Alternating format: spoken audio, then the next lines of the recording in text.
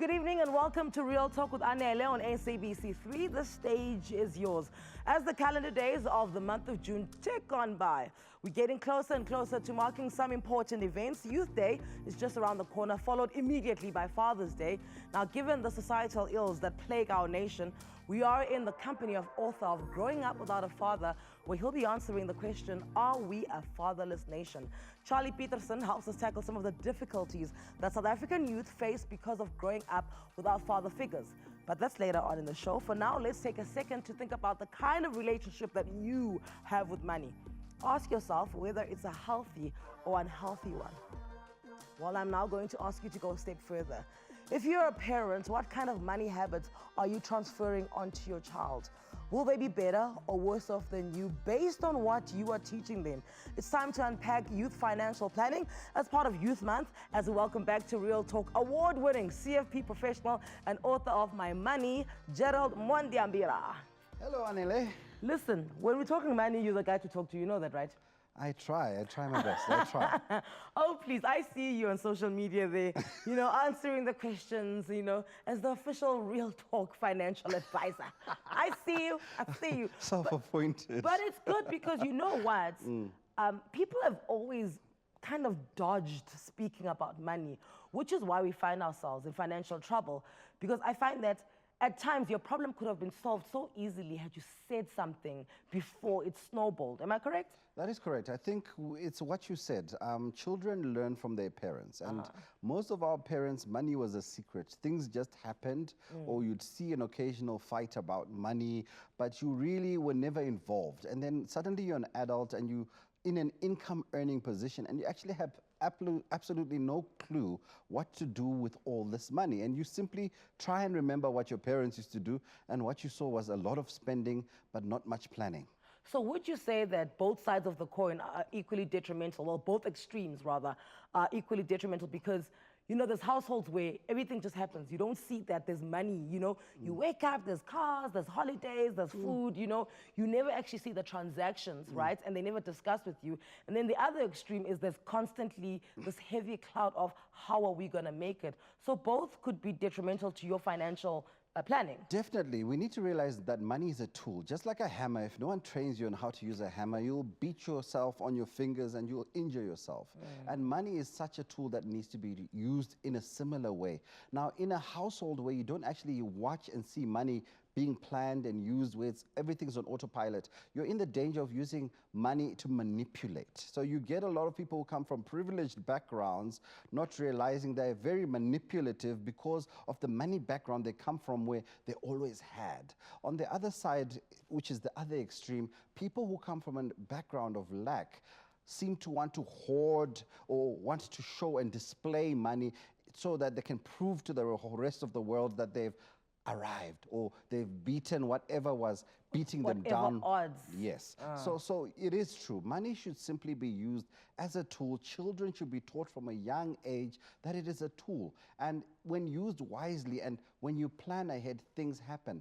It's good if you're going on holiday to discuss with the children that we're going on holiday. It's good for the children to have chores and earn 1 rand, 2 rand, even if you're in a household that is privileged. Now we've even gone a step worse, where in the privileged households, they don't even see cash. Yeah. They're growing up with cards. Yeah, even so they don't know the value of it. They know the amount, but they don't know the value. Exactly. So it's almost a digital age where children just swipe and they just believe these magical cards make things happen, and they don't understand there's an underlying instrument behind it all. So we need to take a step back, because if we want our youth to start understanding that money is a tool, we need to teach them the values and that it is okay to not have enough because money does finish.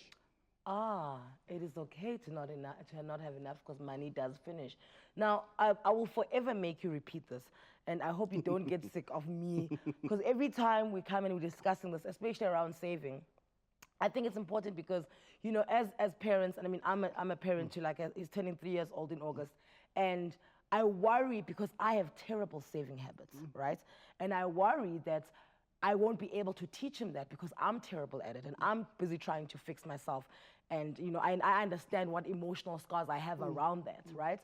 So you once came in, you gave us a perfect plan of, you know, they must have 3 jars. Yes, the 3 piggies, there's 4 piggies in my book. If you look at it, the first one, you tell the child, whatever money you put in there, on your birthday, I will double it. The second one, you tell them whatever you want, bicycle, whatever you're dreaming of, write the name of the thing, put money in there. The third one is quite simple. We have and someone else doesn't have. So put money in there, and at the end of the year, we give it away. And the fourth one is the optional one. If you're spiritually based, that's the one you say we're going to give to God. The first pig, where you double the money, you've taught the child the principle behind investment, that money which is put aside and delayed can grow. So you are taking the place of the financial institution or the financial instrument in growing the value of that money. The child will know that it's okay to keep money, it will grow. The second one, you're teaching your child that if you have a goal in life, you save toward it. So you're actually teaching a child to grow up with values that if I want something, I can have delayed gratification by simply putting money aside. When the child is a little bit older, you tell them you can have as many little money boxes for goals, so that they realize in life you set goals, and to back those goals, you then put chores behind it that they can generate income. Then you're now teaching a working culture. The third one is quite simple.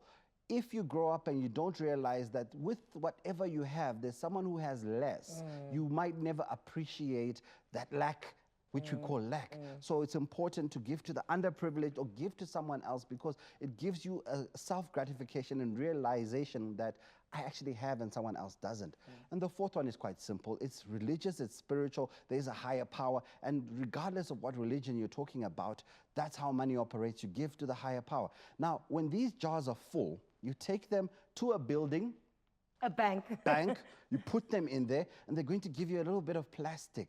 And then suddenly the child has an appreciation that when you go to the ATM, Mama took her money boxes, put them in the bank. So they know what this card represents. Yes, and they realize that when you explain to them that in my jars this month I didn't have as much as I thought I would, no is okay. They have a value understanding of money. And that's really the principles behind it. You start doing that, you'll start teaching the child the right values. To back it up, then you walk around with a list. Even if you know that what you're going to buy, carry a list all the time. Because the young person you're with will see that everything around money is planned. Is accounted for. And it's planned. Yeah. Okay, so you good with money, I assume. I try. And my wife is better, but I try. And that's why you married her. This is great. I'm a firm believer that our decisions, you'll never master your relationship with money if you have not mastered your relationship with your emotions. Definitely. Money is emotional. So if you look, there's a model by Kate Gurnley called the money personality model, 9 different personalities and money behaviors. Money is everything to us in this modern world. So we need to divorce ourselves from our past. If you want to create the new Anele who's in control of money, you need to divorce yourself from your childhood, the pains of going to a private school and being the one, in inverted commas, who lacked, but not realizing that by you being in that private school, there was a whole lot of other children who are looking at you saying, we wish we were you. Yeah. So we need to divorce ourselves and just simply recreate a being who realizes that this is a tool, and it is a tool which is an exchange of value, and that exchange of value creates wealth. Wealth is measured not in amount of time, and not in amount of money, but in time. Because how wealthy is Anele?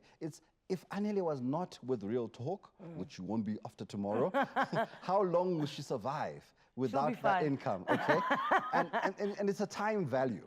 That's why they call it the time value of money. At times, my domestic is wealthier than me because her expenses and how much she's saved. So how much she saved could cover her, say, for 2 years in terms of what her expenditure is. Whereas for me, although I may have a lot more money than Florence, because my expenses are a lot more than her, I'll be done in 3 months. Definitely, and that's how we need to see. Money is relative. Just because you're a CEO or boss, I've seen financial plans of people who are extremely wealthy to the layman, but they live well beyond their means. So you need to realize, am I living within my means, and how much time have I bought for myself? Because ultimately, the more time you have, the more life you have, the more money you have. Okay, so on the way, we're going to take a quick ad break. On the way, I'm going to explain to you my conundrum with finances and why I think it's the reason I'm a terrible saver. We'll chat about that on the other side of the break. A life of popping bottles. Designer shoes and flashy clothing might be the aspirational dream, right? But really, what are you passing on to your children when they watch this? And what are you saving for yourself and ultimately them? We'll chat about this when we come back from the break. Stay with us. This is Real Talk with Anele.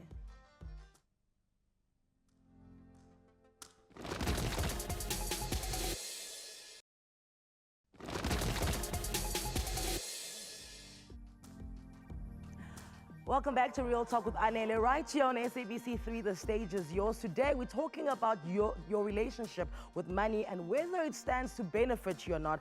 And with it being June, meaning it's Youth Month, we thought that we should give it a bit of a spotlight on youth financial planning, and who better to talk about youth financial planning than our resident financial expert, Mr. Gerald Mwandiambira. Now, I said to you that I'm going to speak to you about why I feel like I'm a terrible saver. So no one ever said it to me. It wasn't it wasn't taught in school. I wasn't pulled aside at home, even in extended family situations. But there was always a backdrop of find a man, marry you, financially take care of you. So although I mean, and I'm very independent. I mean, I think you can tell. I started working at 17, right? And I started earning money at 21. I just never saved because I said, why am I saving? I'll be fine. What you're going through is quite common because we are trying to marry a Western value system which uses the modern values of money with our African heritage. And our African heritage does speak, man provides, woman stays at home, looks after the children, happily ever after. And even if you're not staying at home, even if you are working, there's this notion that, you know, you don't worry, just find a man, get married, you'll be fine. Well, women are not supposed to work technically. If you really want to look at it, technically. No. Women are supposed to be provided for by strong men. Okay, and a woman's working should be optional. That's a whole discussion on itself. Yes, because you and I. That's a whole discussion on itself. But the independence aspect should be looked into in terms of saying that you grew up expecting that to happen. Yeah. So because the things haven't fallen into place, you are needing to reset yourself and your life in terms of saying, okay, I have to provide, I have a child, and I have to start preparing for the long term, just in case the knight in shining armor doesn't show up. But here's the thing, Gerald, is that even if he does, what's to say I won't earn more than him? Well, if you earn more than him, it's good as well. But then it goes into the discussion you'll be having in a moment with Charley around, you know, men also being men and how men deal with a woman who earns more money than them. So now, how do I reset my financial emotions so that what I think and what I, for lack of a better word, scarred me in terms of my financial expectations is not passed on to my child? You get help. It's as simple as that. Money is one of those specialist areas where you need to get help. Money is linear, money is scientific. Get someone who understands money, who has trained, understands it, CFP professional, or somebody who can be your money coach or financial coach to get you on that track. Once you have learned the skill, they will let you go, and just like riding a bicycle, you will master it yourself. None of us were in class and taught money values and money basics. Hence, all of us are a mess when we reach young adulthood, and we make all those poor decisions because of that. But we all work for the one thing, money. You've got a doctor, you've got a lawyer for when you have legal issues, you've got a specialist for everything, yet everyone walks around without a specialist on the one thing that drives everything, which is your money. So in terms of, because I hear this a lot where, you know, don't leave your children with debt, you know, don't leave your children with the burden of debt. So I understand the philosophical thing around it, because me not dealing with my financial issues is me leaving that legacy to my child that is also going to have the same issues, right? But is it possible to leave debt to your children? Surely debt doesn't get left in a will. And I know we discussed wills earlier on this year, but surely if I have an Edgar's account, it's not my child's problem. No, it's not your child's problem, but it deprives your child of receiving an inheritance from you. So that's the debt you've left behind, because you've robbed them of their inheritance. And then you've left them as young people who now have to make decisions and replay the entire cycle on their own. Money slaves, money masters is something you touch on in your book. Can you give me the gist of that?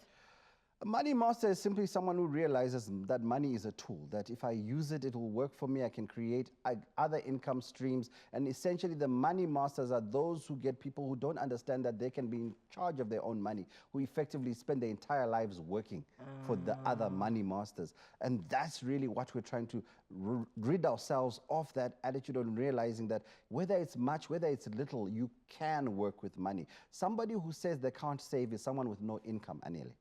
As long as money passes through your hand, you have that opportunity to save or to invest. And that's one of the problems with the youth, which we find, that they simply say, firstly, I'm never going to get old. They somehow think that they have everlasting life until they reach their 30s and 40s, and suddenly reality dawns on them. They also believe that, you know, that they'll be healthy forever, so they don't look after themselves. They party and pop bottles till their livers want to pop. And also, you have a scenario where the young people are like, I want to be like you on TV. You know, they don't see that you put in hard work to be you. And what they do is they dress like you and get into debt to be there. Big house, no car syndrome. How many of our youths are driving flashy cars and drive back to mom's house with no intention of ever getting their own house? Now you've got people who never leave the parents' house. They leave when the parents die. They are waiting. It's almost they have this vulture mentality of saying, you know what, better die and just leave me this house. Okay, so since we are shining a spotlight on youth and youth financial planning, without being specific, and I know I'm asking you to be very generic about this one, but let's look at my salary as an apple, right? Or a pie, something round that can be cut up. How much should be going to what? Well, percentage-wise. Essentially, if you're looking at 100%, I would say at least 20-25% should be going to the future. For the simple reason that when you retire or when you get old, you're going to live another 30, 40 years, medical technology, maybe 50, and you're going to need money and you're not working. So 20-25%, good percentage to start from a young age when you don't have responsibilities to get into the habit. Because once you're into the habit, it's part of your character. Then you need to look at where you live or where you dwell. Your house should never be 30% of what you earn. And most people are paying bonds and rents, which are more than 30%. Already that's stretching them. You're going to spend another 10% probably on transport, and 10% again, transport or car. So your car repayment should not be 10%, more than 10% of your net income. That's if you want to be comfortable. Then you've got food expenses. That's 10%. So already we're at 60, 70%, and we still have other responsibilities. We have 80. 30 is house. 30 so that's 80. Yeah. 80. You've got your education. It's good to continue to always add value to yourself.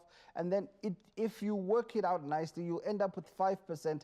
That's just extra money to do what you need to do. If you structure it that way, you can start living within your means, because you always need to have that little buffer at the end of the month that, you know, when the SMSs come, I saw your tweet the other day that the SMSs have visited my bank account. It's bad, because by the 5th, most people is like, hey, waiting for payday. I was just saying that my debit orders are doing their own thing in my account. It's like they found the house empty and they were like, let's take it all. Investments, retirement, annuity. I know this is a contentious issue. Interest rates and inflation. Do these words even feature in your vocabulary when it comes to your finances? And are you setting yourself up for failure if you don't regularly think about them? We'll find out next. Remember that you also stand a chance to win yourself a Huawei right here on Real Talk. One of the Huawei P20 Pro series phones is up for grabs. You could win it. Take a look. Real Talk, Huawei and MTN are partnering up to celebrate the release of the new Huawei P20 series.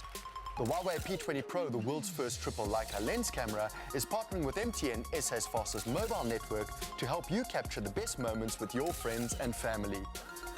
We'll be capturing timeless moments and connecting with people in need, while giving you the chance to win the Huawei P20 Pro and 10 gigabytes free once-off MTN data. So tune into Real Talk for your chance to win.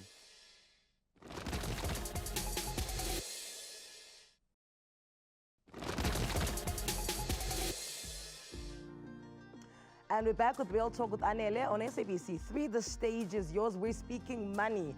If you've been a little lazy or maybe even felt a little intimidated about starting a financial plan for your future, fear not. Award-winning CFP professional and author Gerald Mwandiambira is here to help get you started. We've got a question from a viewer. If I have debt, right, do I save, save and pay off the debt, so kind of split, you know, my savings 50-50 across saving and paying off debt, or should I work the debt, kill it, and then go back to saving? Should never stop saving, should do things simultaneously for the simple reason that if you were to lose your job whilst you are religiously paying off your debt, you'll have no savings to survive on whilst you wait for your next opportunity.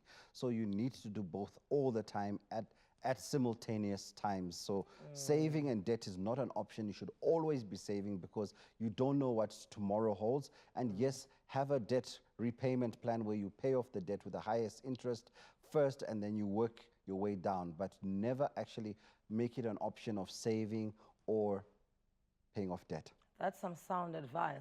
And then in terms of investments, you know, still staying with the fact that it's Youth Month and we want to cover youth financial planning. When you hear the word investments, it sounds like a very big word, a very far away word that's, you know, just, you know, exclusive for people with lots of money. How, as a youth who's just started working, can I start making investments outside of property that is mine, that I live in, or assets?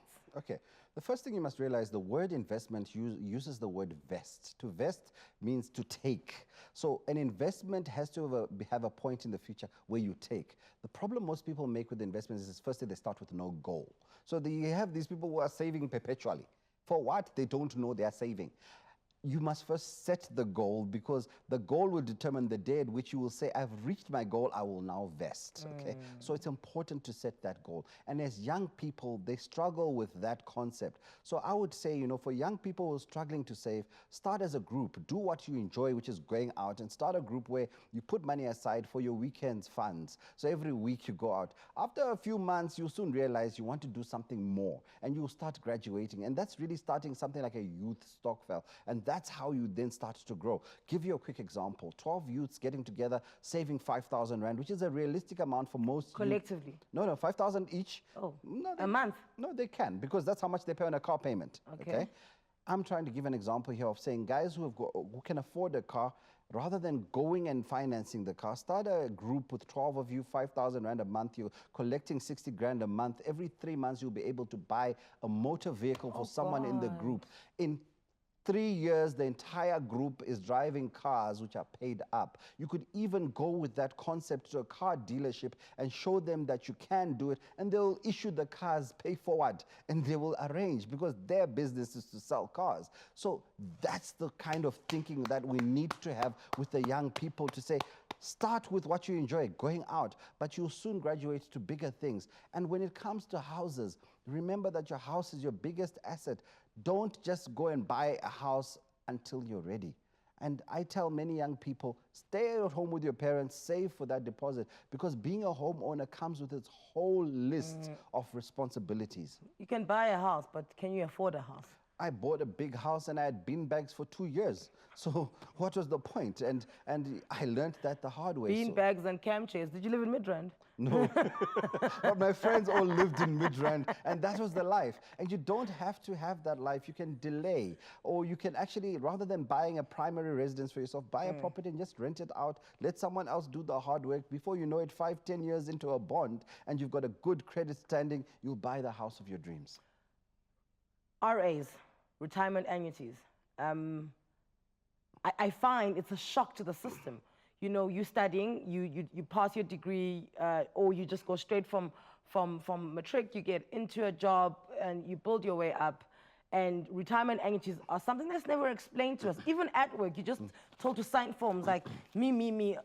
Can you break it down? What should I be doing? How much should I be spending? Okay. Again, a retirement annuity is never explained because they assume people know, and they don't. Yeah. Any investment starts with a goal. So if you're planning for retirement, you need to tell the planner or the person who's giving you the retirement annuity how much you want at the end.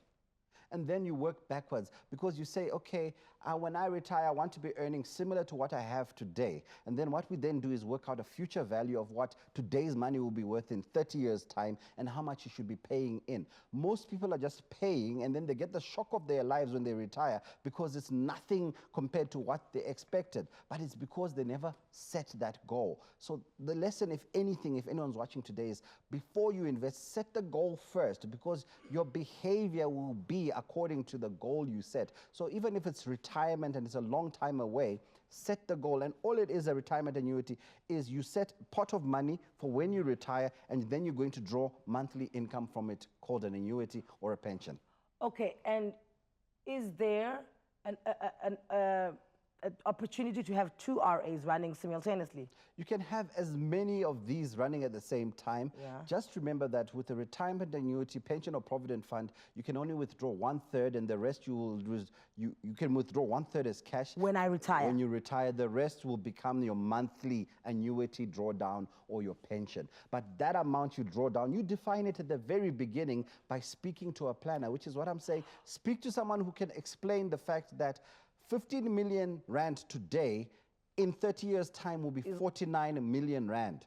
So if you want to save for 15 million in 30 years, you don't save 15, you save 49. And that's how you get to your ultimate goal, because you want the equivalent of the money. And in terms of cashing in your RA, is that ever an option? Because I just find that there should be a lot of rules around RA. Okay, RA is under it's a retirement fund. It's under the Pension Funds Act. You can't cash it in until retirement age, which is 55. So that you need to sit down with your planner. There's other investments which you can cash in whenever you need money. But once you go into RA territory, pension provident fund, you need to turn 55 if you want to taste that money or emigrate to leave the country, or be declared disabled or something which allows you to start drawing out that money. It's very tightly controlled because it's exactly for that. It's designed for that purpose. And while you're investing in those funds, they're not taxed. And because of that, that's why there are rules which surround that. If you want money which you can draw down anytime, there's tax-free savings accounts, there's endowment policies. But the main thing, Anele, is let's stop being Dr. Google with our money. Sit down with a professional who actually knows about money. The same way you show respect to your doctor or your lawyer who knows about those areas, there are professionals who can help you with your money and to create that thing which we ultimately want, which is wealth. Author of My Money, Gerald Mwandiambira, thank you so much once again for his expertise and much valued wisdom. Even I was like, huh? Coming up next, Father's Day is meant to be a loving time spent between parent and child, where they're reminded of what's truly important in life, right? Sadly, though, for many, Father's Day is a painful reminder of men choosing to walk out of their children's lives. Here, with his own painful memories to share, is motivational speaker and author Charley Pietersen. Come back to us.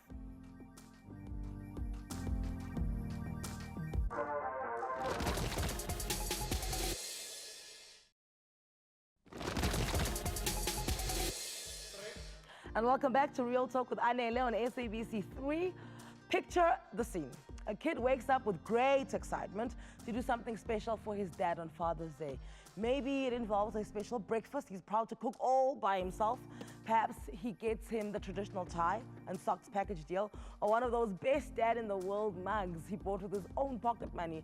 But what if the kid in question's father abandoned him, never to be seen again? Such is the reality of many South African children growing up without fathers in their lives. And this is just one of the many reasons that prompted Charles Pietersen to write his book, Growing Up Without a Father, Are We a Fatherless Nation? Please welcome author and motivational speaker, Charley Pietersen.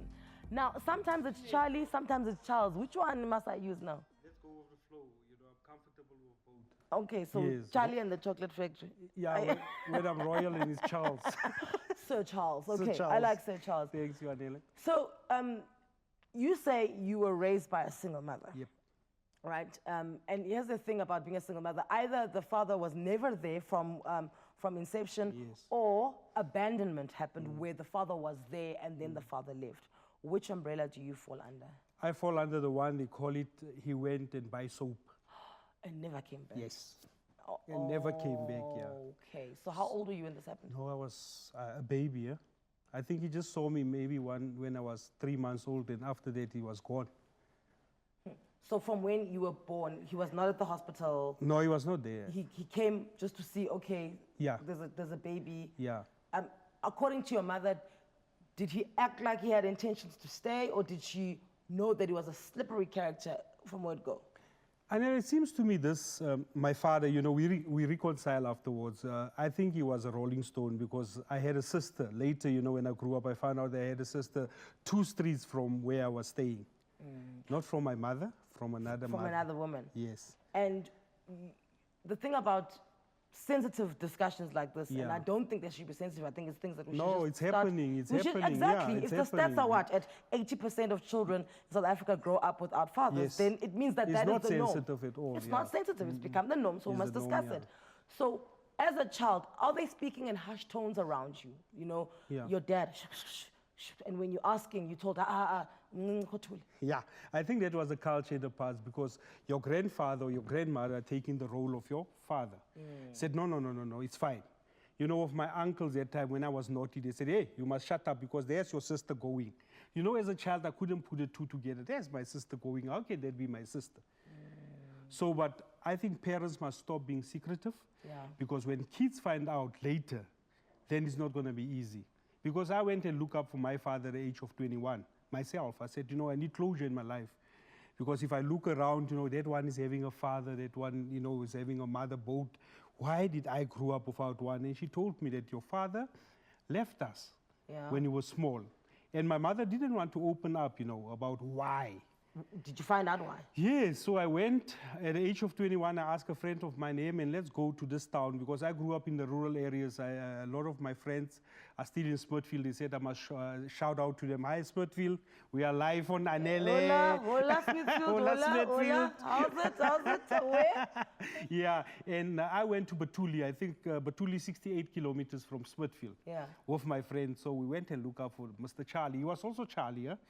So we knocked at the door, and there was a gentleman. You know, as a child, you grew up with an artificial father, saying that, okay, my father is maybe a Superman or what. He looks like this. Yes, you like just listen to the trend of the class. You know, when they ask you in class, tell me about your father. Said, no, my father was overseas.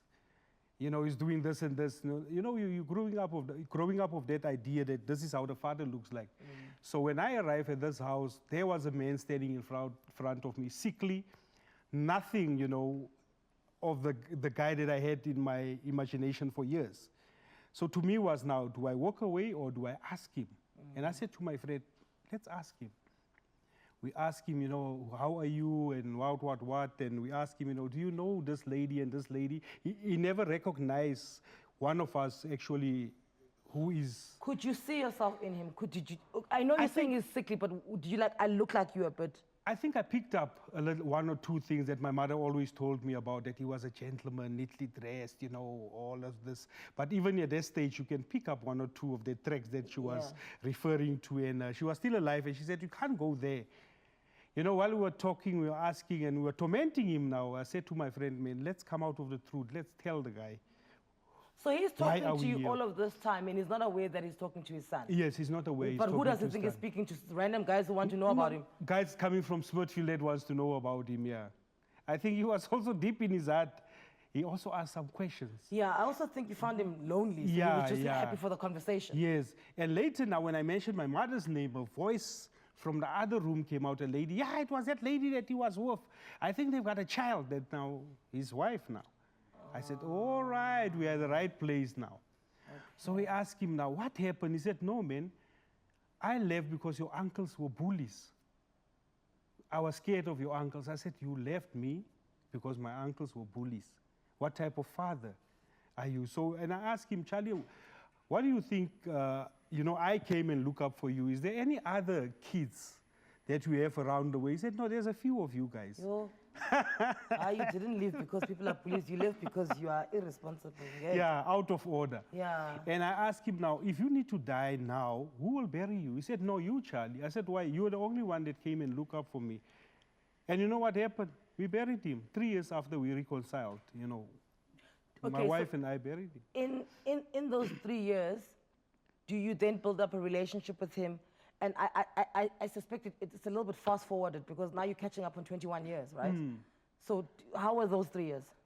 Actually, there was no relationship. I was just doing my duty as a person, saying that, you know, I think he's my father, I need to look after him. We asked him, do you want to come and stay with us? But there was no relationship at all. You see, there are a lot of children, you know, who wish to have had the opportunity you had, where... Because I'd imagine it's something you think about all the time before you go to sleep. I wonder who my father is. Yeah. You know, I wonder if he thinks about me, and you know, I wonder if he can see my achievements. So it's this fantasy that you build in your head about what's going to happen when you meet him. When you did meet him, was it a bit of a letdown? Yeah, because, you know, I thought that, was it actually worth it? Because, you know, of my talks, we've started a foundation, Anele, the Growing Up Without a Father Foundation. A lot of kids are coming to me, a lot of grown men, 80 years, 70 years, they still are battling with issues like this. And because of my little bit of experience, I'm helping them. Other fathers are still denying their kids, you know, at the age of 20, 25, 30, 40. We've reconciled 5 fathers with their children. Yeah. So to me was just, you know, I think, okay, I understand he is my father, I'm coming from him, but I don't think I would want to live with him. But we make him an offer and said, come stay with us. So he came and stayed for two weeks with us, and he called me and said, no, man, life here, I'm not used to a life like this. I rather want to go home. And he went home, and I think after that he died. So the closure that you were looking for, did you get it? Yes.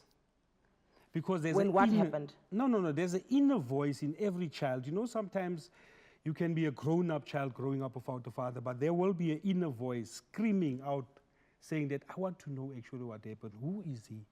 You know, you find people of 80, 60 are still asking, you know, I wonder who is my father. We reconciled a lady with her father. The father was just staying next door. For 30, 40 years, he was staying next door. He married the lady next door. And he was caring more for the children from next door instead of the children from this side. So it was painful. When we reconciled her, she went to him, you know, according to the advice that we gave her, and said, you need to find closure in your life. Even when she wanted to get married, she said, I'm going to ask him, you know, to go and ask. Okay, there's something I want to ask about, because, I mean, you run this foundation, so you're privy to a lot of these cases, and we'll talk about it after the break, but because a lot of mothers blame themselves, right? Yeah. And it's two extreme issues. Either you blame yourself, or you tell your child that, you know, this had nothing to do with anyone, Yes. it's this person. And I want to discuss that psychological train and see where we go with that one. More with Charley Pietersen on the other side of the break. And now, in case you're thinking of a possible Father's Day gift this year, why don't you win a Huawei P20 Pro for your dad? I think you should do that. Stand a chance of winning it. Have a look. Real Talk, Huawei and MTN are partnering up to celebrate the release of the new Huawei P20 series. The Huawei P20 Pro, the world's first triple Leica lens camera, is partnering with MTN, SA's fastest mobile network, to help you capture the best moments with your friends and family. We'll be capturing timeless moments and connecting with people in need, while giving you the chance to win the Huawei P20 Pro and 10 gigabytes free once-off MTN data. So tune into Real Talk for your chance to win.